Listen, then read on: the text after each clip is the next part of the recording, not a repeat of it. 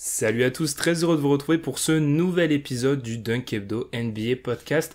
Un podcast un peu thématique cette semaine. On va prendre un peu de recul, on va prendre un peu de hauteur pour discuter attaque NBA, construction d'équipe. Pour ce faire, j'ai d'abord avec moi Tom. Tom, t'étais invité d'ailleurs au NBA Corner. Je fais la petite pub avant de te laisser la parole. Comment ça s'est passé ?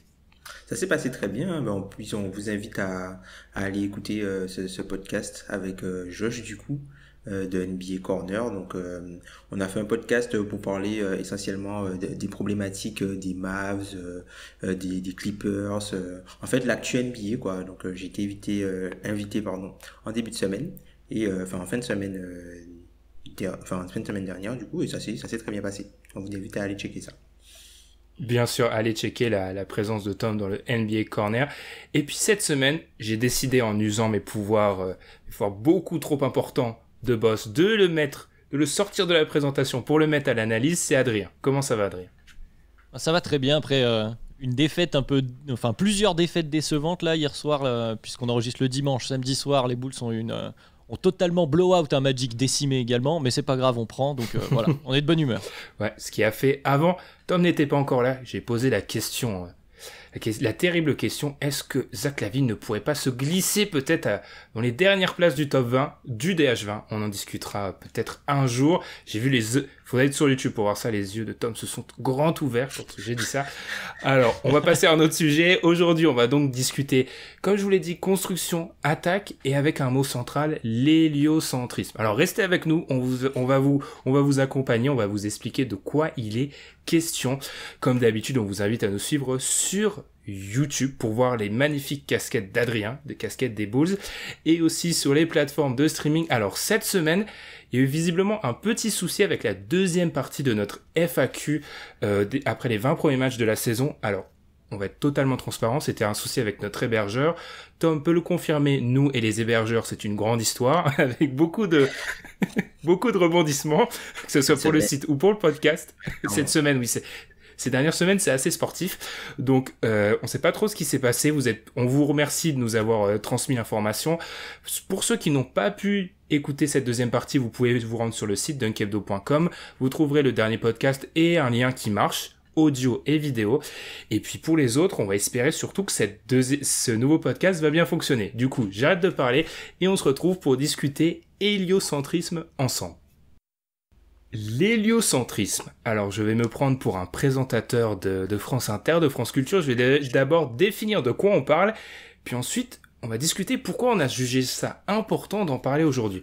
L'héliocentrisme est un modèle astronomique dans lequel les planètes tournent autour du Soleil au centre du système solaire. Appliqué à la NBA, cela signifie construire autour d'une star et l'entourer de joueurs de complément. La star est entourée par ses planètes, les joueurs, pour maximiser ses forces et cacher ses faiblesses. Alors là, messieurs, je vais me mettre à la place d'un auditeur. J'entends ça, je me dis oui, et c'est quoi la différence entre l'héliocentrisme, Tom, et la construction d'équipe comme on le fait depuis les débuts de la NBA, c'est-à-dire avoir une star et l'entourer? Elle est où la différence?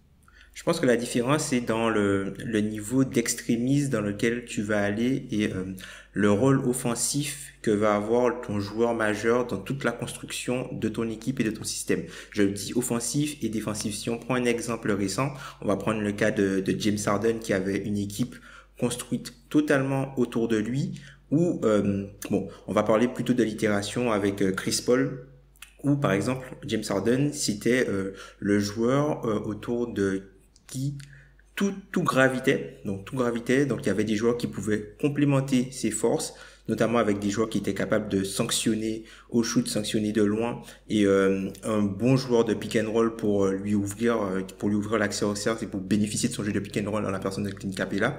Et aussi défensivement, ils ont opéré le changement de passer dans une défense en switch, puisque James Harden, c'est le seul système défensif dans lequel il était viable. Donc là, en fait, si on prend l'exemple des Houston Rockets, c'était une équipe totalement héliocentrée autour de James Harden, que ce soit offensivement et défensivement, puisque ses forces permettaient de renforcer la globalité du collectif et il permettait en fait à des joueurs qui avaient un skill set entre guillemets limité d'être vus moins mauvais par rapport à toute la création qu'il leur enlevait. Donc c'est un joueur qui avait une énorme charge offensive à la création pour lui-même et qui avait aussi un énorme apport dans le jeu et la création pour les autres autour de lui. Par rapport à James Harden, il y a une vidéo sur le sujet que vous pouvez trouver sur YouTube de Ben Taylor qui date de quelques années, où il avait une phrase assez intéressante, je trouve. James Harden, en termes d'implication dans l'attaque, c'était le volume au scoring de Michael Jordan et le playmaking de Steve Nash. Alors, ouais. Il ne parle pas ici de talent, mais bien de volume. Adrien, est-ce que tu es d'accord avec ce que a dit Tom? Et peut-être, alors on a parlé de James Harden, des Rockets de James Harden, est-ce qu'il y a d'autres exemples peut-être pour un peu éclairer nos auditeurs sur ce fameux héliocentrisme?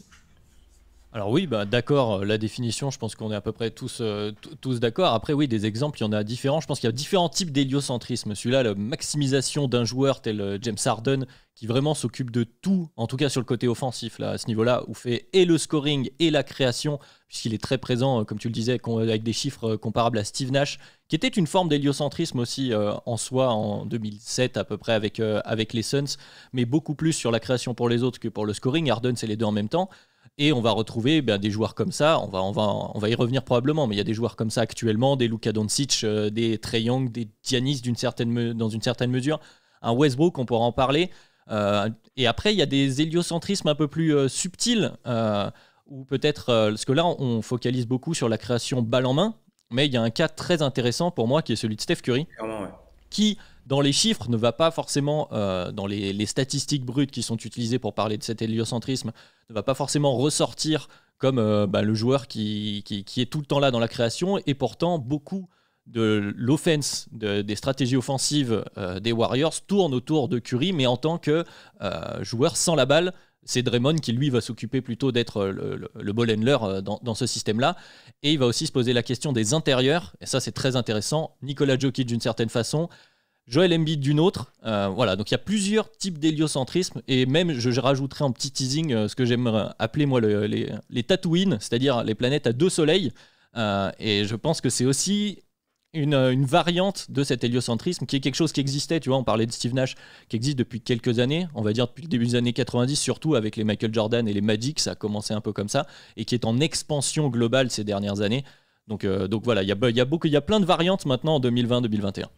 C'est vrai, il y a un nom de joueur que tu as cité, c'est vrai, c'est très intéressant, Adrien. Russell Westbrook, si on prend toujours les catégories statistiques de Ben Taylor, selon lui, il avait une statistique qui était l'offensive load, on va dire la charge offensive, la contribution offensive.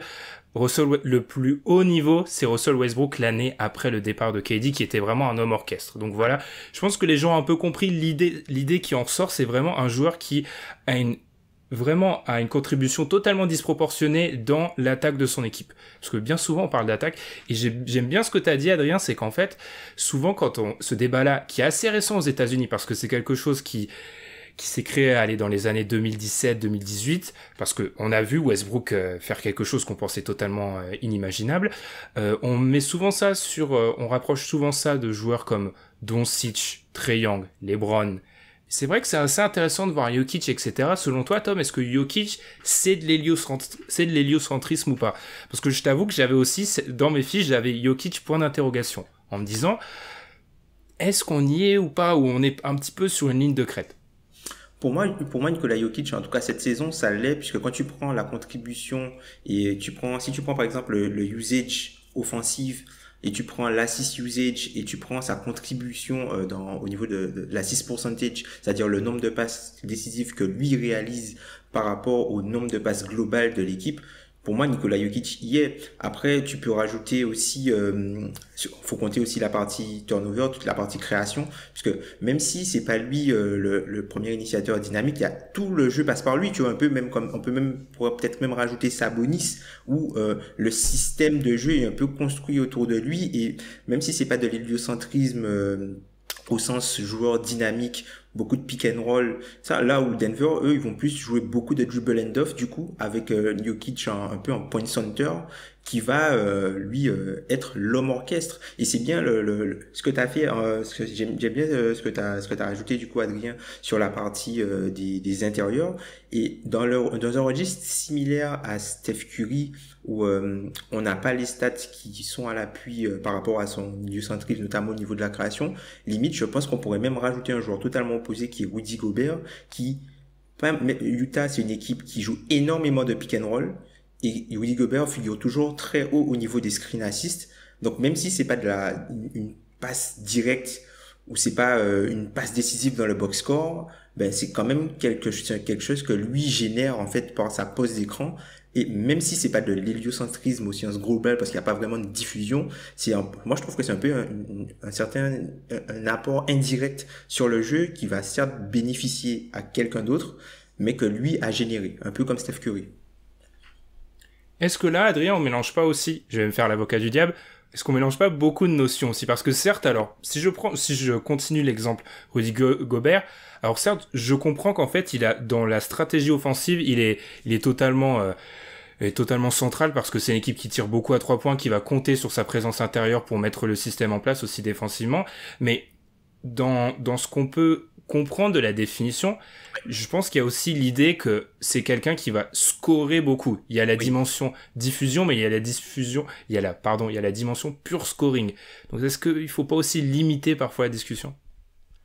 Sûrement un peu. Moi, je pense un peu, je vais aller un peu dans le sens. Le seul dans l'histoire des gens qu'on a cités qui est considéré comme un soleil dans cet héliocentrisme avec une contribution plus importante à l'assist qu'au scoring, c'est Steve Nash. Et il fait figure d'exception, parce que sinon, quand on parle de même Magic, pour le coup, même Magic dans les fins des années 80, début 90, contribue plus par son scoring que par sa création, même si c'est pratiquement du 50-50. Je crois, voilà, j'ai retrouvé les chiffres, l'année 90, 49% en termes de contribution à l'assist, enfin à la création, au playmaking, et donc 51 au scoring. Voilà, c'est à peu près équilibré. Mais du coup, si on reste là-dessus, c'est vrai que le cas Gobert est un peu plus particulier. Je pense que c'est plus presque un héliocentrisme défensif. Il est là parce que l'équipe est construite défensivement pour utiliser et maximiser les qualités de Rudy Gobert. Et ils le font très bien, d'ailleurs. Et par ce fait, il est présent sur le terrain pendant de longues minutes et donc dans les possessions offensives. Et à partir de là, tu dois aussi utiliser ses forces et ses faiblesses. Mais là, on arrive à une construction d'effectifs qui est peut-être quelque chose de classique, j'allais dire. C'est-à-dire que bon, tu as des joueurs de basket dans ton équipe, ils sont sur le terrain, il faut quand même les maximiser pour que ton équipe joue le mieux possible. Ça reste quand même l'objectif. Ouais, je suis assez d'accord. Quand on regarde un peu cet héliocentrisme, on a vraiment l'impression c'est d'abord une idée offensive. On est d'abord sur une conception offensive. Alors, on va peut-être un peu avancer, les gars. Pourquoi maintenant? Pourquoi? Parce que quand on regarde, je voyais une stat intéressante. Alors oui, on va chercher très loin. C'était des gars de l'université, enfin des étudiants de l'université de Berkeley, j'ai trouvé, qui ont utilisé une stat de Ben Fogg, donc l'usage percentage. Vous en entendez souvent parler, mais ils l'ont un petit peu entre guillemets trafiqué parce qu'elle est imparfaite cette stat. Le fait est que ils ont pris les joueurs à plus de 35% d'usage. Donc là, on est dans des très hauts niveaux d'usage. C'est des joueurs qui se gavent de ballons. Il y a un truc totalement fascinant, c'est qu'on a le même nombre de mecs qui donc ont cet usage à plus de 35 sur l'année 2020 qu'entre 2010 et 2014. Ouais. Une saison comparée à 5. Donc Tom, qu'est-ce qui a changé? Pourquoi on a dans les années... On va dire qu'il y a l'air d'avoir un changement aux alentours de 2016-2017. Qu'est-ce qui s'est passé pour qu'on se dise, maintenant, on va un peu transformer la façon dont on va construire notre attaque? Je pense que ça vient essentiellement de l'effet LeBron James. Alors, je sais pas si c'est quelque chose qui peut vraiment se prouver, mais moi, c'est la sensation que j'ai, c'est l'effet LeBron James. On a vu LeBron James maximiser, entre guillemets, quand il était homme orchestre avec 4 shooters autour de lui, exploser tout le monde. Et je pense que ça a lancé quelque chose dans la ligue, puisqu'on voit que, on le dit souvent, que la NBA, c'est un peu une ligue de personnes qui se copient. Donc, du coup, tout le monde a essayé de chercher son primary ball handler, son premier playmaker de grande taille essentiellement, puisqu'il y a eu là où on avait essentiellement des meneurs plutôt scoreurs dans les années 90, début 2000, on y est arrivé avec plus des playmakers maintenant qui sont à l'aile, et on voit que c'est une position où la taille est extrêmement importante. On le voit même avec la Melo Ball, puisque les angles de passe et les différences que tu peux faire à cette position sont beaucoup plus importants. On a du coup, même si on parle beaucoup aussi de skill ball et de small ball avec des 5 qui ont une taille moyenne un petit peu plus petite. Mais quand on regarde au niveau des postes 1 ou des premiers playmakers, on voit que ce sont des joueurs qui sont beaucoup plus grands. Je rajouterais un autre facteur, et forcément, il y a cette histoire de la ligue se copie, on cherche à contrer le gars qui domine, évidemment. Mais je pense qu'il y a aussi, on en parle souvent, cette arrivée et cette dominance des statistiques avancées. Ouais. Et on est dans une ligue où on a de plus en plus de shooters à 3 points, où les joueurs sont de plus en plus spécialisés dans leur rôle, et l'héliocentrisme amène quelque chose, alors pareil, qui n'est pas quantifiable, c'est une impression, moi, je trouve, mais une simplification, on va dire, du jeu, de ton jeu offensif et du rôle de chacun. C'est-à-dire que la création est donnée à lui, c'est lui qui a la balle, c'est James Harden, tiens, pour prendre l'exemple de 2017. James Harden, pick and roll, et ensuite le reste de l'offense est basé sur la création qui va découler de ce début de possession. Et du coup, c'est quelque chose qui, statistiquement, te permet de voir beaucoup plus simplement la maximisation, prendre tel type de shoot ou pas. Et je pense que c'est une certaine facilité et un résultat statistique, c'est-à-dire qu'on voit que l'efficacité est plus grande en jouant comme ça. Pourquoi se priver, sachant que ça permet donc aux autres joueurs qui sont donc les fameuses planètes autour du soleil de maximiser aussi eux leur spécialité, que ce soit le tir, la défense, et puis de les décharger d'une certaine seconde création par rapport à des systèmes comme l'offense en triangle ou des choses comme ça. Mmh.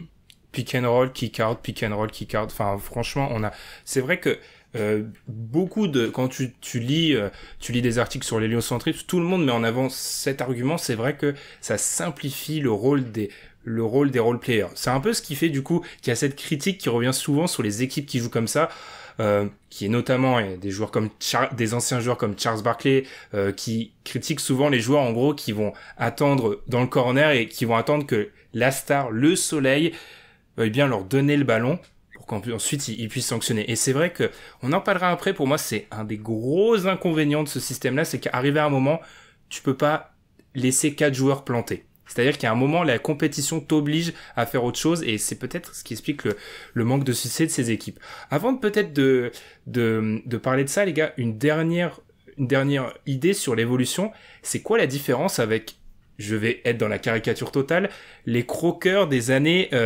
précédentes? Elle est où la différence selon vous? Parce que en réalité, on est face à on avait peut-être déjà des petites graines de joueurs qui avaient beaucoup la balle dans la main, qui scoraient beaucoup. Est-ce que c'est le playmaking la différence?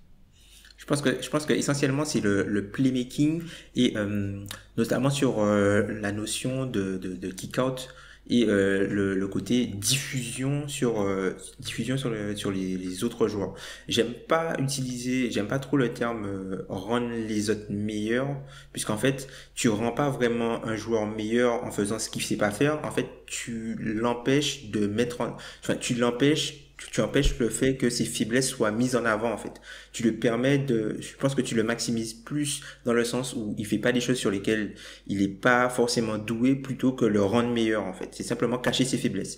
Donc, moi, je pense que c'est vraiment le côté diffusion, passe, et au lieu que ce soit uniquement du scoring de rencontre 1 et de la finition à mi-distance. Je pense aussi qu'il y a une notion de théorisation et d'acceptation de ce système-là. C'est-à-dire que ça a été mis sur le papier, ça a été discuté probablement au sein des équipes, par le coach, avec le joueur principal et avec les role-players, où c'est admis, on va jouer comme ça, et donc ça comment dire, les joueurs qui sont dans leur rôle vont pas avoir tendance à se frustrer, vont plutôt accepter ce système-là, et je pense que ça participe à la différence avec... je sais pas, un Iverson par exemple, pour prendre un croqueur renommé d'époque, qui était en tout cas reconnu comme tel, et c'est le cas, hein, il avait une grosse partie de son jeu était basée sur son scoring, beaucoup moins sur la création sur les autres, mais je pense que puisque cette idée a été théorisée et diffusée aussi au sein de la ligue, dans plusieurs équipes, À partir de là, ça devient un concept auquel tu adhères ou tu n'adhères pas, mais de la même manière que 7 Seconds or Less ou de la Triangle Offense, ou, voilà, etc. C'est une façon de jouer, on définit qu'on joue comme ça, et tout le monde l'accepte. Puis c'est d'autant plus, je te redonne la parole, Tom, je pense que c'est d'autant plus facile à accepter que on reprend le listing des équipes. Houston va tout le temps en playoff, c'est un des cadres de la NBA. Milwaukee, alors ils sont pas allés en finale NBA, mais ils sont premiers à l'Est depuis quelques années. On a les OKC de Russell Westbrook qui avait moins de talent, mais qui a 48 victoires de moyenne sur l'après Durant, ce qui reste énorme quand même pour une équipe qui a perdu Durant. Donc c'est aussi plus facile à accepter quand tu gagnes. Ça peut paraître, c'est basique, mais c'est plus facile pour les role-players. Ben, surtout que quand tu perds généralement, enfin, tu te demandes, puisque, en fait, il y a un sacrifice quand même qui est fait de la part de chacun, puisque si t'as un de ces role-players, un peu par exemple, Jeremy Grant, tu as un de ces role-players que tu sens que tu as plus à donner, ben, t'as l'impression aussi que, ben, si ça fonctionne pas, t'as l'impression que ton talent est gâché, et au final, quand tu t'es pas ça fonctionne, je pense que c'est un principe qui est accepté uniquement quand ça fonctionne. Mais en tout cas, il y a un truc qui m'a surpris, moi, quand on a décidé de faire ce sujet-là et quand j'ai commencé à faire mes recherches dessus, c'est que, ben, selon Ben Taylor, que tu as cité tout à l'heure, Ben, c'est un phénomène qui remonte vraiment limite aux années 50-60, quoi, avec Bob Cousy et Oscar Robertson, quoi. Donc c'est quelque chose c'est peut-être quelque chose que nous, dans notre suivi de la NBA, on n'a pas vraiment eu, dans le sens où, ben, si on a commencé à suivre la NBA aux alentours de fin des années 90, début des années 2000, là, il y avait plus de duos, et ensuite il y a eu la période Big Three, et on n'avait pas vraiment ce concept-là qui est revenu vraiment libre nos Cavs, quoi. Ou même si on a suivi la NBA avant la guerre du Vietnam. Si on n'a pas suivi la NBA avant la guerre du Vietnam, on peut pas vraiment connaître ça. C'est vrai. T'as parlé de sacrifice, je vous propose d'avancer les gars sur... Alors on a une grande partie, alors je savais pas comment l'intituler vraiment dans la trame, les avantages, les inconvénients, un trame qu'on a travaillé tous ensemble. Avantages, inconvénients, et t'as cité le mot le plus important selon moi, Tom, sacrifice. Sacrifice. Est-ce que c'est pas ça une des notions centrales, Adrien, le sacrifice? Parce que moi, mon problème que j'ai philosophique avec l'héliocentrisme arrivé à un certain niveau, on parlera des playoffs après, c'est que c'est difficile d'être, si t'es un top 20 NBA, voire 25, c'est difficile d'être juste Mercure. T'as envie d'être le soleil. Là, tu prêches un converti. Et puis, on a des exemples assez criants de ce que tu viens de citer, de gens qui ont été frustrés, qui ont voulu retrouver ce rôle de soleil. Je vais citer ce cher Kyrie Irving, qui a été à la base au centre de ce que faisait Cleveland quand il était en début de carrière. LeBron arrive, il se retrouve éclipsé, si j'ose dire, par LeBron, et ensuite souhaite retrouver un rôle au centre d'une offense, avec plus ou moins de réussite, évidemment. On sait ce qui s'est passé, mais forcément la frustration se crée. Et puis il y a un autre facteur, alors là ça va pas forcément plaire aux adeptes de le basket est beau quand on gagne, mais je vais faire mon vieil esthète du basketball, mais l'héliocentrisme a quelque chose d'assez frustrant quand on aime le basketball comme on l'a appris chez nous en Europe, collectif à base de redoublement de passes et de systèmes. C'est quelque chose de très simpliste, et effectivement, bon, ça c'est le point de vue spectateur, et aussi du point de vue joueur, c'est vrai que c'est compliqué, et ça fait partie de ses limites. Tu parlais tout à l'heure, Tom, des victoires en saison régulière. Généralement, les équipes avec cet héliocentrisme ont un soleil qui est tellement fort, qui a un talent tellement grand, qu'il va t'amener tes victoires en saison régulière. Comme tu disais, Ben, il y a beaucoup d'équipes qui ont gagné pas mal de matchs en saison régulière, qui ne sont pas forcément allés au bout en play-off. Ça, on y reviendra. Donc effectivement, tu gagnes des matchs. Mais par contre, tu vas avoir un souci de quand ton soleil est un peu en deçà, eh bien, tu vas te retrouver avec des joueurs qui sont pas forcément totalement dans le rythme. C'est quelque chose de très bête, qui est un peu mental, qui est difficilement quantifiable, mais quand tu vois très peu la gonfle et que tu dois mettre le bon 3 au bon moment, eh ben, c'est plus compliqué. Et par exemple, je pense que le cas de ce fameux match des Rockets, avec une infinité de 3 points qui ne rentrent pas, est une espèce d'illustration extrême, parce que c'est quand même un cas totalement extrême statistiquement. Ils rechutent ces 3 points-là 10 fois, je pense. Mais oui, mais ils les mettent 95 fois sur 100. Au moins 2, tu vois. Oui, non, mais on est bien d'accord. Mais je pense que c'est quelque chose qui découle aussi un peu de ça, des risques de ce jeu-là. Il y a une espèce de frustration quand tu es le joueur qui est juste dans le corner, parce que même si tu es un spécialiste, comme on le dit dans la NBA, comme tu disais tout à l'heure, Ben, on parle de joueurs NBA qui sont quand même la crème de la crème des joueurs de basketball, et tu as toujours envie d'essayer de faire un peu plus, de contribuer un peu plus. Tu sens que tu as certaines qualités, surtout quand tu es un joueur un peu moins, enfin plus sur le début de ta carrière que sur la fin, où tu te dis je pourrais contribuer autrement, on pourrait faire mieux. Et je pense que cette frustration est quelque chose à pondérer dans cet héliocentrisme en NBA. Tu m'as fait réfléchir à un truc, c'est peut-être pour ça que c'est toujours des équipes où il y a beaucoup de vétérans. Bref, on passera, mais c'est peut-être pour ça, parce qu'il y a c'est pas des équipes. Alors on nous rétorquera que souvent les grosses équipes ont peu de jeunes, c'est vrai, mais celles-ci sont souvent assez caricaturales à ce niveau-là. Très bien. Tom, qu'est-ce que t'as à dire? Parce qu'ensuite je vais vous lancer sur une des grandes questions, c'est est-ce que c'est pas devenu trop démocratisé en fait, tout simplement. Est-ce qu'il y a des équipes qui jouent pas, qui ont pas joué, parce que je pense aux Bucks par exemple, comme ça. Allez, on y va maintenant. Est-ce que certaines équipes ont pas adopté cette stratégie en se trompant? Moi, je pense clairement aux Bucks qui, là où ils ont pu réussir en saison régulière, en fait, il y a dans l'héliocentrisme de base, je pense que ça met tellement de pression sur ton joueur, ton porteur de balle pour faire des différences que Giannis n'était ni un shooter extérieur, ni un playmaker du niveau de Doncic, Harden, Young, LeBron, etc. Du coup, ça limite très vite ton équipe. Est-ce que tu penses pas que certaines équipes en ont adopté cette stratégie à tort? Je dirais pas adopter la stratégie à tort, puisque le but de l'héliocentrisme, c'est toujours de donner les décisions les plus importantes de ton jeu à ton meilleur joueur balle en main. Donc, en fait, vaut mieux que mon meilleur joueur ait beaucoup plus souvent la balle en main, puisque si on reprend Harden par exemple, vaut mieux que James Harden ait la balle pour créer que Ben McLemore ou tu vois Russell Westbrook, tu vois. Enfin, tu vois, il y a eu beaucoup, tu vois, il y a eu beaucoup ce problème qui revenait notamment sur James Harden où on disait oui, il lâche pas la balle, mais vous voulez que qui crée. En fait, et c'est peut-être ça en fait avec Giannis, peut-être que c'est le bon système pour eux, mais peut-être que Giannis n'est pas le bon joueur avec lequel jouer ce système-là, tu vois. Puisque Giannis c'est pas forcément un playmaker naturel, c'est un joueur qui a beaucoup progressé là-dessus, mais c'est un joueur qui va faire des différences, mais qui a pas une vision de jeu élite comme tous les gros playmakers que tu as cités, ou les LeBron James et Luka Doncic. Je pense qu'on peut même rajouter Trae Young au niveau de la passe, vraiment de la création de la passe, même limite John Wall aussi, qui est un passeur, qui pour moi un passeur sous-estimé dans la ligue. Mais globalement, tu vois, je pense que quand tu as un joueur qui sur ton front court qui pour moi l'héliocentrisme ne peut pas exister si ton joueur majeur, le joueur qui a le ballon, n'a pas de shoot. Il peut pas punir les défenses frontalement sans devoir agresser la raquette. Pour moi, ça ne fonctionne pas comme ça. D'accord, Adrien, est-ce que tu penses que certaines équipes l'ont peut-être pas utilisé à tort, mais avec les mauvais joueurs? Il y a un peu de ça. Je suis d'accord sur la dernière partie, là, ce que vient de dire Tom, et c'est quelque chose qu'on a vu notamment dans les derniers playoffs et qui a manqué à Giannis, cette capacité de sanctionner quand les défenses se resserraient et lui interdisaient l'accès au cercle, tout simplement. Mais c'est aussi pour ça qu'il y a, alors pour pas aller jusqu'à mon Tatooine avec 2 soleils, il y a quand même pas mal d'équipes qui compensent ça avec un deuxième créateur, quelqu'un qui peut compenser un peu la création quand le fameux soleil n'est soit pas en réussite, soit pas sur le terrain aussi également. On parlait même de James Harden à l'époque où il y a Chris Paul. Chris Paul fait beaucoup de boulot pour ça quand ils doivent alterner. Du côté de Milwaukee, il y a eu ces choses-là aussi.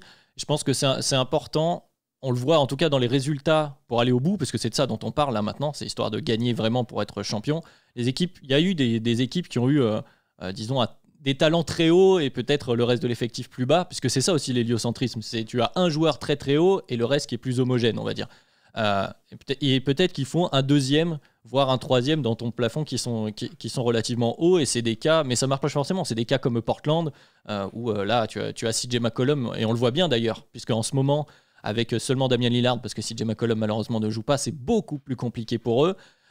Et puis il y a ces questions la question qu'on se posait sur les Lakers l'année dernière, quand LeBron s'assoit, est-ce que Anthony Davis c'est suffisant? On retrouve un peu la problématique Giannis.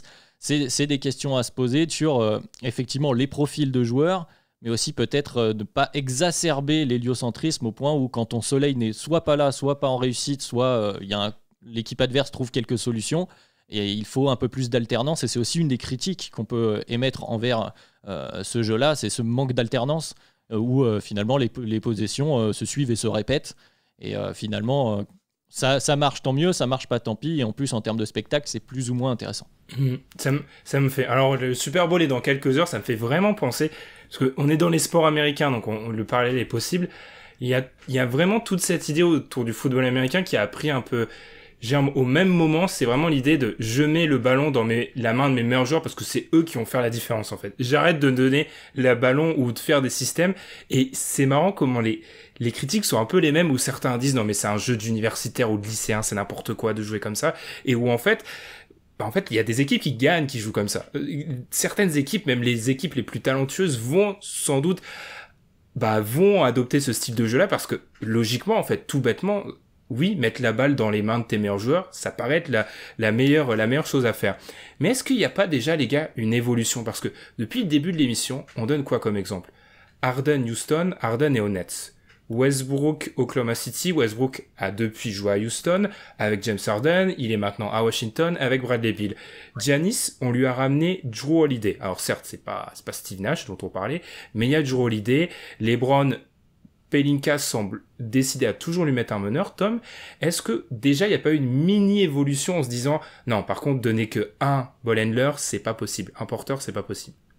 Bah oui, puisque ça met énormément de pression sur le joueur et puis c'est un peu le jeu, un jeu de domino en fait, puisque à partir du moment où le niveau de ton joueur principal descend un petit peu, vu que les qualités de tes autres joueurs sont bonifié et nourri par les forces de ton joueur majeur, ce qui se passe, c'est qu'en fait, si ton joueur majeur, il est affaibli, typiquement, tout ton jeu est affaibli. On le voit, par exemple, à Dallas sur le début de saison. Même si Luka Doncic, il fait d'énormes statistiques, clairement, c'est quelqu'un qui a commencé la saison, il était pas très en forme, et ça se ressent.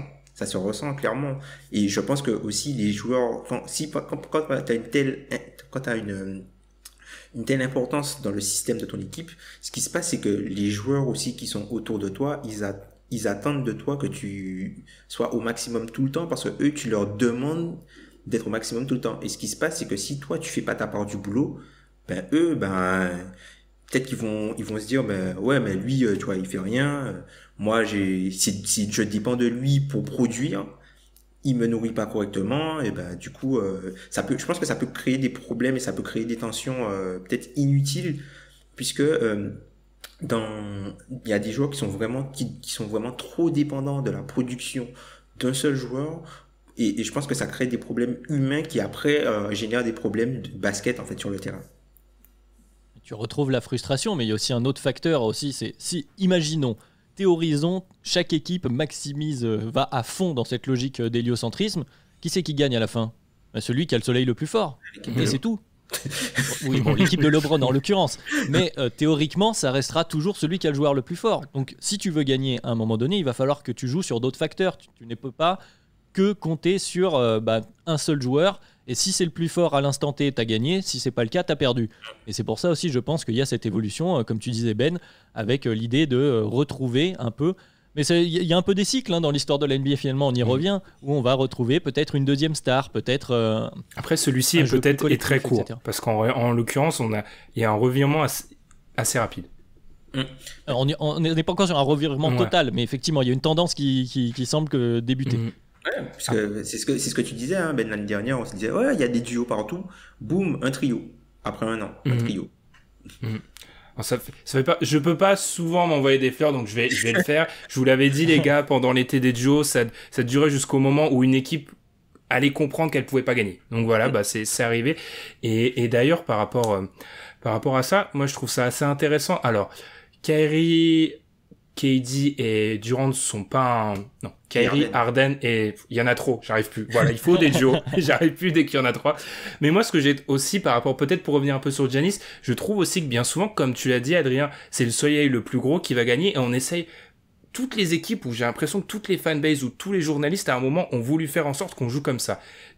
Mon exemple, c'est l'arrivée de Kawhi aux Clippers où tout le monde parlait du playmaking de Kawhi.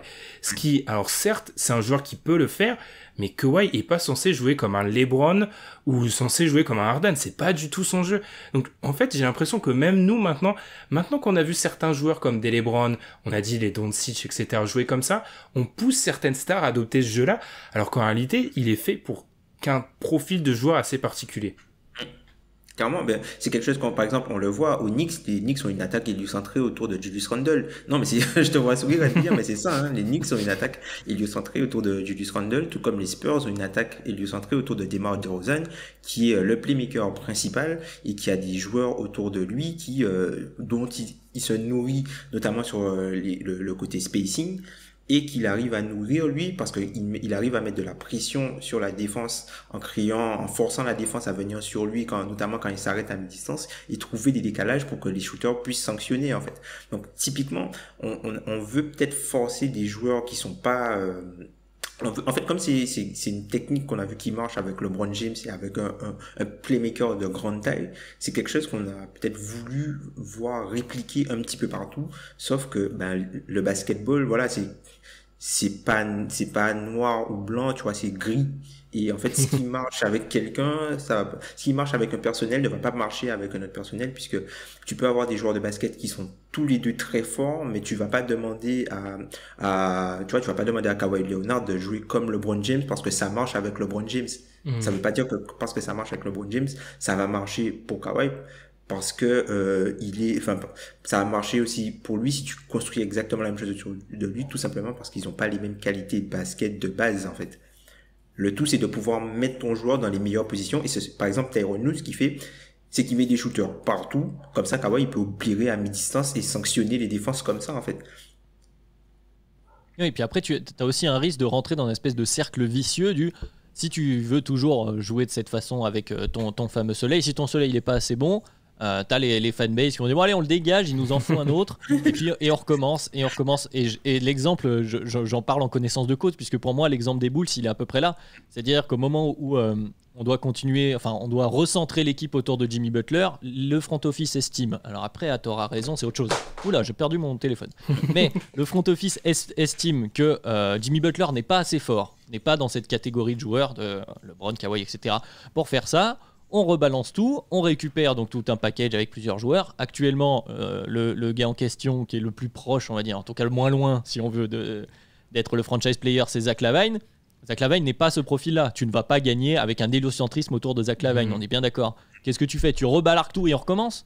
C'est un cercle, tu ne t'en sors jamais. Donc il faut aussi prendre en compte les possibilités que tu as avec ton effectif et effectivement peut-être s'ajuster, jouer un peu différemment, et c'est là où on va retrouver plus de variété. Je pense qu'on arrive à un cycle où il y a certaines équipes qui se disent on ne peut pas forcément appliquer ce schéma-là, il n'est pas applicable dans tous les cas, il faut aussi s'adapter avec ce qu'on pourrait produire avec notre effectif. On aime souvent parler de la prise entre guillemets, et on laisse bien sûr Adrien récupérer son téléphone. On aime, vous pouvez le voir sur YouTube. On aime souvent parler de la prise de pouvoir des joueurs. Moi aussi, j'ai écrit là pendant que vous parliez, j'écrivais ça sur ma petite fiche.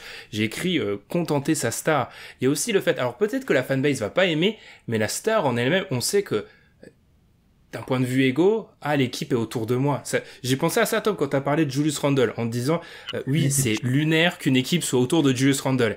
Mais pour Julius Randle, quand on sait que le mouvement des stars est tellement accéléré, ça peut être bien pour lui de se dire, ouais, mais l'équipe, elle est autour de moi. Alors les résultats ne sont peut-être pas glorieux, mais en tout cas, c'est le cas. Alors il y a un truc en filigrane, les gars, qu'on n'ose pas vraiment dire depuis le début, mais on le glisse un petit peu en play-off. En play-off, ça. Alors, quand j'ai lancé le mot play-off, j'ai vu Tom faire un peu la moue et Adrien s'écarter du micro. Donc, je sais pas ce que ça veut dire vraiment. Ça veut dire que pour moi, les faits parlent d'eux-mêmes. C'est-à-dire qu'une équipe, en maximisant l'héliocentrisme, ne gagne pas et n'a pas gagné. Même des équipes qui auraient une seule star qui sortirait du lot, on peut penser à Dallas avec Dirk Nowitzki, faisaient peser une grosse partie de leur playmaking sur Jet Terry. Même LeBron, les Cavs 2009, c'est l'absolu LeBron Soleil. Ça échoue pas très très loin, mais ça échoue quand même. Et je pense que pour ça, que les playoffs montrent, les résultats des playoffs montrent qu'il y a une limite. Après, il y a des limites. Après, quelles sont-elles? Il y a plusieurs choses à dire. Je pense qu'on en a évoqué certaines, notamment le manque de variété dans le jeu, c'est-à-dire que puisque tu répètes tout au niveau de ta star et que les playoffs sont des séries de plusieurs matchs avec séances vidéo au milieu, adaptation, etc., tu te retrouves assez limité. Et puis ce dont on parlait avec le fameux match des Rockets qui ne plante pas, tes seconds joueurs, parce qu'ils les séries de playoffs, c'est parfois un autre joueur qui explose et qui fait basculer une série. Coucou à Miami l'année dernière, qui ont eu ces joueurs qui ont explosé de partout, et on embrasse Alan qui a beaucoup aimé sa série face aux Heat. Mais voilà, et c'est des choses qu'on voit moins, je pense, dans des équipes héliocentrées, ou en tout cas, tu ne t'offres pas le plus de chances pour que ces facteurs-là rentrent en compte sur une série, et tu finis par trouver ta limite, sauf si vraiment ton soleil est énorme, et ça pourrait arriver théoriquement. LeBron James est presque capable de faire ça, mais qui à part LeBron James? Et souvent, quand LeBron, c'est la règle est pas bonne. Après, je vais lancer Tom sur peut-être un contre-exemple. Alors, on en parle souvent de ces Rockets, mais dans un monde... la série-là, les Rockets sont peut-être ce titre-là en étant héliocentré. Ou en tout cas... Après, on pourra me dire qu'en play-off, est-ce qu'ils y sont vraiment avec Chris Paul? Voilà. Ouais, c'est vrai, ils ont Chris Paul aussi, c'est vrai, ils ont Chris Paul. Mais après, ce que ça pose comme problème, c'est qu'en playoff, il y a des types de shoots qui changent. Moi, je trouve qu'en playoff, une partie de shoot que tu avais peut-être en saison régulière où tu arrivais à obtenir des catch and shoot ou des spot-up, ben ça devient du pull-up en fait. Et en fait, ces shoots-là, c'est à ton meilleur joueur de les prendre. Et là où va se faire la bascule, c'est le niveau global de ton meilleur joueur, quoi qu'il arrive en fait. Puisque même si tu as de bons role-players, au bout d'un moment, il y a certains shoots qu'ils ne pourront pas avoir puisqu'ils seront neutralisés. On l'a vu par exemple.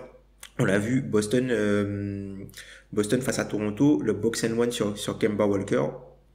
Boum, ça les a forcés à trouver d'autres solutions pour se réajuster, sachant que voilà, Kemba Walker, c'est pas un joueur héliocentré, mais c'est un joueur qui est important pour les joueurs qui sont différents de Jaylen Brown et Jason Tatum dans le 5, tu vois.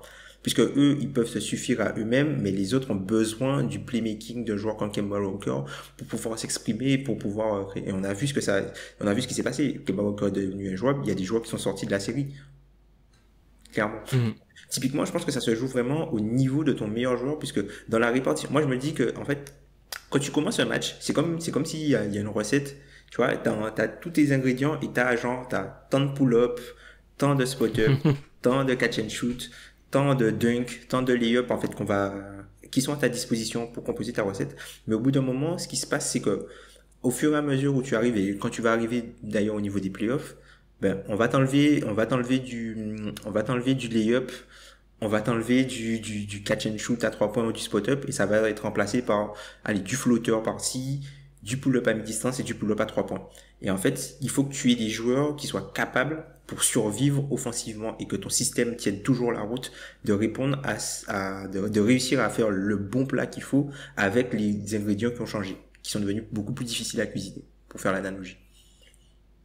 On revient à la question de la spécialisation, puisque l'héliocentrisme, c'est aussi la maximisation de tes spécialistes, comme tu dis Tom, c'est-à-dire que tes ingrédients, c'est aussi, t'as un joueur, il est spécialisé dans, lui, il met ses 3 points en catch and shoot, et il ne fait que ça, et il fait des répétitions tout au long de la saison, il n'a fait que ça. Arrive en play-off, si tu lui demandes, même si c'était potentiellement dans ses capacités de prendre un pull-up après un dribble ou des choses comme ça, il n'y a pas de répétition. Donc du coup, arriver à changer sa spécialisation à ce moment-là, c'est trop tard et ça ne fonctionne pas, c'est beaucoup plus compliqué.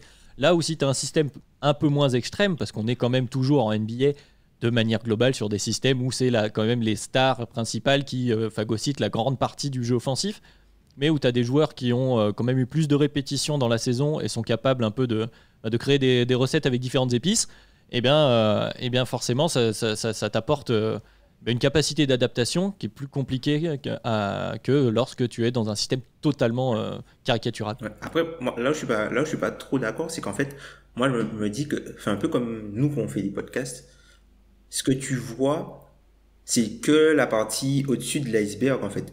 C'est pas parce qu'un joueur, on lui demande de faire ça en match qu'il sait faire que ça. Et je pense que, tu vois, le côté héliocentrisme, on l'a dit, ça peut créer une certaine frustration parce que des fois, tu as des joueurs qui pensent qu'ils ont beaucoup plus à offrir à l'équipe. Et à partir du moment où ça marche pas, ça peut un peu péter. Et je me dis que, certes, tu vois, par exemple, d'ailleurs, c'est Gilbert Arenas qui en parlait dans son podcast, qui disait que, tu vois, en finale, Rondo, qui était plus un meneur playmaker, qui est devenu scoreur en playoff. En playoff, c'est devenu un meneur scoreur. Puisque LeBron s'occupait du playmaking, il est devenu scoreur. Donc lui, il a changé un peu son jeu pour faire ce dont l'équipe avait besoin, puisque lui, ce qu'il apportait en temps de base, il y a quelqu'un qui était là pour le faire et la personne le faisait mieux que lui. Donc du coup, il a changé une facette de son jeu pour s'adapter à ce que veut son équipe. Mais ça, tu peux le faire uniquement si tu as une palette différente, tu as plusieurs jeux à jouer, quoi. Et je me dis que ce pourquoi on te prend dans un système héliocentré, ben ça a peut-être vocation à changer de temps en temps par rapport à un moment. Donc tu dois être capable quand même de pouvoir produire autre chose que ce qu'on te demande simplement dans le système héliocentré. On n'est pas en désaccord total. Je pense que c'est à nuancer. On va reprendre aussi ce que disait Ben un peu plus tôt, la petite remarque sur les joueurs expérimentés dans les équipes qui vont plus loin en play-off. Rajon Rondo, c'est un gars qui a eu à endosser plusieurs rôles dans sa carrière et qui a eu l'habitude de faire ça. Moi, j'étais plus concentré sur une saison et la répétition. Et quand tu as un jeune joueur que tu transformes, plus ou moins jeune, hein, mais que tu transformes par exemple en simple catch and shooter alors que c'est peut-être un facilitateur, retrouver cette alternance dans son jeu, ces qualités qu'il a, mais les refaire sur demande, c'est pas aussi simple que ça. Ça demande une certaine répétition. Alors après, il y a les entraînements, il y a des choses qu'on ne voit pas, bien sûr, c'est faisable. Et pour prendre un exemple qui n'a rien à voir avec les joutes de phase finale, mais de Nicolas Batum, qui est une des très bonnes surprises de cette saison, il a été un peu transformé dans son passage à Charlotte. Et on ne pouvait pas lui redemander d'un coup de redevenir un créateur, un facilitateur. Là, il a une saison et il retrouve un rôle où on retrouve ses qualités. Alors, c'est presque miraculeux, hein. Moi, j'avoue, personnellement, mea culpa, j'y croyais pas forcément. Nous tous. Mais le fait est que voilà, il arrive à retrouver ce truc-là, mais pour certains, c'était fini. Et tu vois, sur une saison, c'est très compliqué. Sur l'ensemble du carrière, effectivement, ces joueurs, comme on le disait, ça reste des joueurs NBA, et on le rappelle, et moi j'aime bien le répéter souvent, ces gars-là, même le gars du fin fond du banc, il éclate la majorité des joueurs de basket de cette planète et de très très loin. Clairement. On se rappelle d'une vidéo d'il y a quelques années de Brian Scalabrine qui affrontait des jeunes joueurs universitaires. Il n'y avait pas match du tout, alors que Brian Scalabrine était un peu facilement moqué. Après, pour reprendre encore les propos de Ben, moi j'insisterais vraiment peut-être sur la notion de frustration et surtout sur le fait que, alors oui, c'est pas parce qu'on leur demande pas pendant la saison régulière, on va pas demander à un mec, je sais pas, PJ Tucker, on va pas lui demander de faire de l'ISO, c'est vrai. Alors peut-être que oui, dans son jardin, il peut faire de l'ISO. Le problème, c'est que en playoff, quand le moment où tu lui donnes, en fait, c'est un peu lui refiler la cocotte en flamme. Oui, parce que lui refiler, ah bah allez, vas-y, fais une ISO maintenant en finale NBA. Non, c'est pas vraiment possible de faire ça. C'est pour ça, si le mec, pendant la saison régulière, il joue en catch and shoot, mais en fait, il est capable d'être élite dans ISO, flotteur, etc., c'est un top 20 NBA et il acceptera jamais d'être Mercure. Il acceptera jamais d'être Mercure. Même Chris Paul, époque Houston, est pas Mercure. C'est-à-dire qu'il y a quand même une alternance, etc. Donc, je trouve quand même que il y a un moment où, idéalement, c'est pas possible. C'est-à-dire que si t'es héliocentre à un niveau totalement extrême, les joueurs autour vont forcément avoir des limitations. Et ouais. Ton deuxième, c'est un peu comme les Hawks, quoi. On a vu qu'il y a eu un petit fifi déjà au début de saison, où John Collins trouvait que l'attaque ne tournait pas assez bien à son goût. Puis Trae Young qui a fait la gueule, qui a fait une Kobe, il a arrêté de prendre des shoots. Il a totalement arrêté de leur prendre des shoots pour montrer, voilà, c'est comme ça quand je shoot pas, voilà ce qui se passe. Donc, tu vois, typiquement, ouais, c'est vrai que quand tu as une équipe de jeunes joueurs qui n'ont pas encore été payés ou qui n'ont pas encore eu des échecs et qui cherchent à trouver leur place dans la ligue, c'est quelque chose qui va fonctionner un petit peu plus difficilement, je pense. Eh bien, justement, je te relance ensuite, Adrien. C'est justement le débat sur les jeunes joueurs. C'était notre dernier point. Est-ce que c'est vraiment quelque chose qu'il faut mettre en place avec les jeunes joueurs? Parce qu'il y a des exemples assez intéressants. Alors, j'aime bien cette stat. Moi, j'ai l'impression que la communauté Analytics l'aime pas. C'est le temps de possession. Alors, c'est une stat totalement brute. Le top 2. Alors, ils se sont échangés la place. Il y en a un qui était premier l'année dernière, il est deuxième maintenant. Doncic Young. Trae Young qui est depuis son entrée en NBA, ça c'est surréaliste, qui est dans le top 6 des joueurs qui ont le plus de ballons en main. Il était 6 saisons rookie, première saison sophomore, deuxième cette année. Est-ce que c'est vraiment quelque chose de viable dans une jeune équipe, comme l'a dit Tom, avec un jeune porteur de balle? Est-ce que c'est bien de faire ça? D'ailleurs, petit astérix par rapport à ça, simplement pour faire le raccord avec une stat avancée, on utilise souvent le usage pour le temps de possession, généralement. Moi, ça m'est arrivé d'entendre que les gens confondent en fait le usage qui est vraiment la part des possessions de l'équipe que tu termines, soit par un tir, soit par une faute provoquée ou par un ballon perdu. Où le temps de possession, c'est le temps où tu as le ballon en main. C'est-à-dire que tu peux avoir un gros usage sans forcément avoir la balle. Voilà pour le petit appart. Très bien. Et ben pour commencer cette réponse, parce que je ne vais pas avoir la réponse absolue, je pense qu'on parle des risques sur les jeunes joueurs. Il y a deux facteurs. Il y a le jeune joueur en tant que soleil et le jeune joueur en tant que planète. Ouais. Voilà, pour reprendre cette comparaison-là. Le risque sur un jeune joueur, je pense pas qu'il soit très en tant que soleil, je pense pas qu'il soit très grand en lui-même. Je pense pas que tu inhibes un Trae Young ou un Luka Doncic en lui donnant le plus de ballons. Au pire du pire, tu vas lui faire prendre une grosse testasse et il pourra plus. Si après ça ne fonctionne pas, il ne voudra pas reprendre un rôle un peu moins grand. Mais de manière générale, si on parle juste basket et qu'on met d'un peu de côté le mental, il va avoir essayé pas mal de choses sur sa palette offensive et il va plutôt avoir développé, par exemple, alors c'est pas héliocentré, mais quand on prend un jeune joueur qui était un arrière en NCAA, qu'on essaye d'en faire un meneur, et ben, il essaye d'apprendre la création sur pick and roll, certaines lectures. Des fois, ça ne marche pas, mais c'est pas grave, ça va pas. Au contraire, c'est plutôt quelque chose de positif dans la suite de sa carrière. Quand on va lui demander, ben justement en playoff, d'avoir la balle et de jouer son pick and roll, et ben, il aura cette habitude-là. Donc pour ces jeunes joueurs, je pense pas que les risques soient très grands. Je sais pas si c'est le cas pour vous. Pour les role players, je pense que c'est autre chose, puisque justement, on a ce risque, pour reprendre cette histoire du vétéran de Rondo qui avait été capable de s'adapter, qui va se surspécialiser en début de carrière alors qu'on aurait pu développer certaines autres facettes de son jeu qui auraient pu l'amener. Alors ça peut, donc déjà de manière basket, on le bride d'une certaine façon vu qu'on va le contenter dans un certain rôle. Il peut y avoir une frustration personnelle pour lui parce qu'on a envie, quand on se dit j'aurais peut-être été capable de faire mieux, ça peut amener des dissensions de vestiaire comme on évoquait là, comme tu évoquais Tom avec Atlanta. Et puis après, je sais même plus, j'avais un truc en tête et je l'ai perdu pendant que je le disais, ça me reviendra. Donc je vous laisse la parole, ça va me revenir. Je pense que juste pour rebondir que ça, c'est très risqué puisque ça peut mécontenter aussi ta star. Puisque si les role players que tu as à côté ne sont pas bons, ben le système ne va pas décoller et du coup tu t'exposes à ce que ton joueur majeur te demande un transfert puisqu'il voit que l'équipe ne progresse plus et si tu dois tout créer tout le temps pour tout le monde et que les mecs ne mettent pas les paniers, on l'a vu, c'est sorti souvent. LeBron James, quand tu mets pas les shoots, il est pas content. Jay Crowder, il a pas fait long feu à Cleveland, Jay Crowder. Il a pas fait long feu. On l'a envoyé à Utah très très vite. Voilà. En ce moment, les frustrations de Doncic aussi découlent un peu de ça probablement.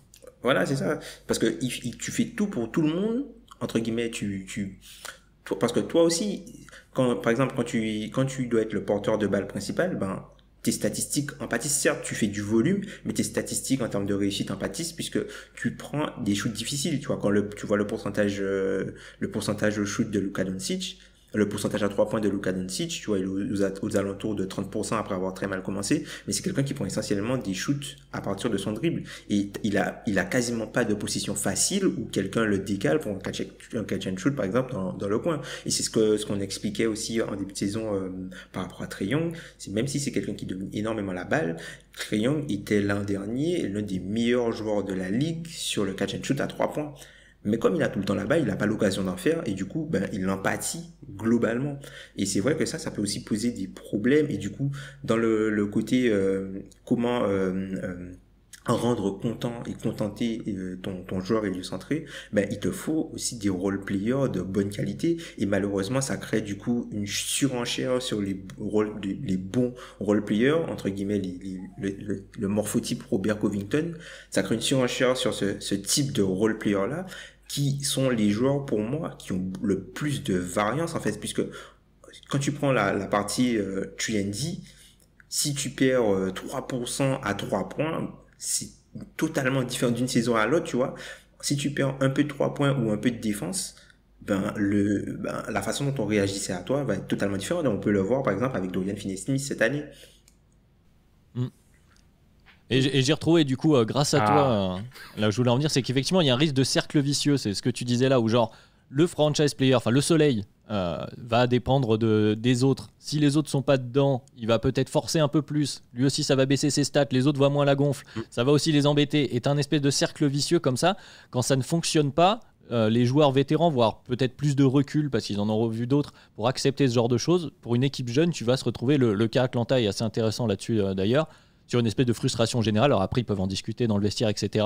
Mais c'est à faire attention avec des jeunes joueurs qui sortent de NCAA, où souvent, on le rappelle, les jeunes joueurs qui arrivent en NBA, même pour être des role players, était parmi les joueurs principaux. Alors, sauf cas un peu comment dire, particulier avec Calipari ou d'autres coachs comme ça, mais la plupart du temps, c'était des joueurs qui étaient les top joueurs de leur équipe depuis qu'ils ont 12 ans. Et là, d'un coup, tu te retrouves à être le joueur qui doit dépendre de la création de X ou Y. Et effectivement, c'est une frustration qui peut être assez conséquente. Après, je reste mesuré sur les effets néfastes. Moi, quand je vois les Hawks, je remarque que Trae Young, en fait, alors certes, il a fait sa Kobe, comme a dit Tom, mais Trae Young, il a jamais appris à jouer sans le ballon, en fait. Enfin, s'il est trop fort catch and shoot, mais en fait, c'est même pas. Je sais, au sein de l'équipe de Nkebdo, on pense que je déteste Trae Young, je déteste pas Trae Young, je vois des limitations qui, en fait, trop claires, mais bref, c'est pas le débat aujourd'hui. Mais Trae Young. Quoi? Pardon? Ils arrivent en playoff. Oui. Oui, ça. Et puis à ce moment-là, on le critiquera, les mêmes qui auront dit à Trae Young, voilà, alors qu'il est à 33% à 3 points parfois. Bref. Alors, par rapport à Trae Young, en fait, c'est même pas par rapport à lui, c'est qu'en fait, de 1, il a pas appris à jouer sans ballon, et de 2, les joueurs autour de lui ne savent pas quoi faire quand c'est pas lui qui dirige l'attaque. Oui. C'est une catastrophe. Enfin, donc moi, je reste sur les jeunes, pour reprendre un peu ce que t'as dit, Adrien, sur les jeunes soleils. En fait, moi, c'est totalement impossible à prévoir, mais moi, il faudrait limite que tu sois sûr qu'à Doncic, que oui, il pourra être un soleil quand on sera en play-off et dans des grands moments. Ça Doncic, enfin, je serais quand même surpris qu'il soit pas en capacité de faire ça. Je suis pas sûr que Trae Young puisse faire ça. Et en fait, du coup, ça peut totalement chambouler ma construction d'équipe. Après, ça, on est sûr de personne, bien évidemment, mais je pense que ça peut être dangereux. Tu as soulevé un point important qui n'est pas forcément uniquement pour les jeunes joueurs, mais que tu disais qu'ils ne savent pas quoi faire quand c'est pas le soleil qui est à la création. Et ça, effectivement, c'est une limite peut-être qu'on n'avait pas donnée à l'héliocentrisme, mais qui peut arriver, c'est que quand ton soleil s'assoit, il faut qu'il y ait parfois que tu aies aussi un autre role-player dans ce style, qui va avoir ce style de création sur certains points, pour ne pas que le reste de ton effectif soit perdu. Et c'est peut-être un des problèmes de Dallas cette année qui a laissé partir notamment à JJ Barea. Je pense il y a JJ Barea, mais il y a aussi d'autres joueurs, bien sûr, mais dans ce style-là où ils te font John White qui est un peu dans le même style playmaker de grande taille, plutôt de grande taille. Ouais. Voilà, mais pour ne pas, parce que sinon ton effectif peut vite se retrouver perdu quand il n'a plus son soleil, son créateur principal. C'est aussi quelque chose auquel il faut faire attention. C'est peut-être pour ça qu'on voit, moi j'insiste vraiment, mais cette notion de deuxième porteur de balle qui est peut-être pas une foudre de guerre, hein, mais des Schroeder, alors Holiday qui est bien meilleur que Schroeder, on voit vraiment il y a cette volonté de se dire c'est pas viable de faire en sorte que ce joueur-là ait tout le temps la balle parce que déjà oui on va se faire tordre, enfin c'est un peu comme ces moments où certaines des stars héliocentrées avaient des plus-minus totalement surréalistes, bah oui, parce qu'ils étaient remplacés par Edmond Sumner, donc forcément, il y a des moments où il arrive des bricoles. donc voilà, donc c'est ça qu'il faut un petit peu remettre en perspective. Bah messieurs, je pense que, à part si quelqu'un a un truc vital à dire, je pense qu'on a un peu fait le tour de cette question. Sur pas vital, juste un petit truc sur cette question-là du deuxième créateur. Il y a une question aussi qui se pose, mais on va pas avoir le temps d'y répondre parce que c'est une large question de justement avoir ce même profil pour jouer tout le temps de la même façon ou de l'alternance en plus. Effectivement, c'est une question qui se pose. Est-ce que tu dois remplacer les mêmes pièces par les mêmes pièces ou peut-être pouvoir proposer autre chose? C'était aussi une question qui se posait du côté des Lakers. Et puis on a parlé de la charge. Globale du joueur, ça leur met il y a une pression entre guillemets globale sur ce joueur-là qui fait que au bout d'un moment, si tu joues, tu fais par exemple 4 saisons d'héliocentrisme, tu gagnes pas, tu termines au premier tour, t'en as marre. Puisque toute la charge, t'es pas soulagé en fait, tu dois reprendre à chaque fois les mêmes choses pour les mêmes joueurs, au bout d'un moment t'en as marre et tu t'en peux plus, tu vois. Tu vas signer au minimum aux Warriors. Voilà. Ce sera le mot le mot de la fin. Puis, alors, peut-être qu'on refera ce podcast-là dans quelques années parce que c'est un débat intéressant, mais selon moi, le vrai problème du débat, c'est que de base, on a eu une NBA un peu sclérosée avec Warriors, Rockets, Cavs, qui font que on n'a pas eu beaucoup d'exemples d'équipes parfois qui ont tenté des choses. Donc, à voir. En tout cas, c'était un plaisir de faire ce débat-là, et c'est surtout, je l'ai dit sur Twitter, c'était un vrai plaisir, les gars, de se dire qu'on a la possibilité maintenant de faire des débats sur les sujets qu'on veut, qu'on ne se limite pas. Et d'ailleurs, à ce sujet-là, je les avais pas prévenus, je vais leur poser une petite question. Selon vous, les gars, depuis juillet, donc là, on a changé d'hébergeur en juillet, voilà, pour vous donner l'inside. Selon vous, si on retire les previews qui marchent tout le temps bien, et le DH20 parce que c'est un épisode un peu particulier, quel est l'épisode qui a le mieux marché selon vous, depuis juillet? Et puis j'ai eu... Alors, on n'a pas les stats, c'est dur. Ouais. Moi, je vais dire un que j'ai beaucoup aimé, je sais pas s'il a bien marché, mais c'est Petit versus Gros Marché. J'ai bien aimé, c'était Ouais, moi je pense que Bingo. c'est soit, et je pense que c'est soit ça, soit les jeunes joueurs, puisque c'est quelque chose dont on parle très peu et qui, le côté pépite, et puis c'était, je pense, au moment peut-être un petit peu après la draft, puisque la draft était un peu décalée, peut-être que ça peut-être... Et puis il y a la starification d'Alan Guillou qui amène des gens.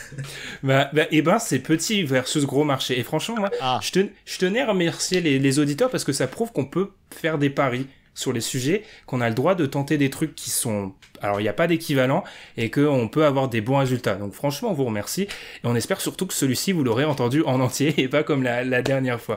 En tout cas, c'était un plaisir, les gars. Comme d'habitude, n'hésitez pas à nous suivre sur Twitter, sur les plateformes de streaming. Laissez un petit commentaire.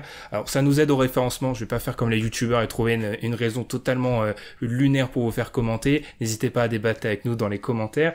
Messieurs, c'était très très plaisant. Moi, j'ai vraiment kiffé ce podcast. merci beaucoup. Et bien, du coup, on vous souhaite une bonne semaine et à la semaine prochaine. Salut! Salut! Salut!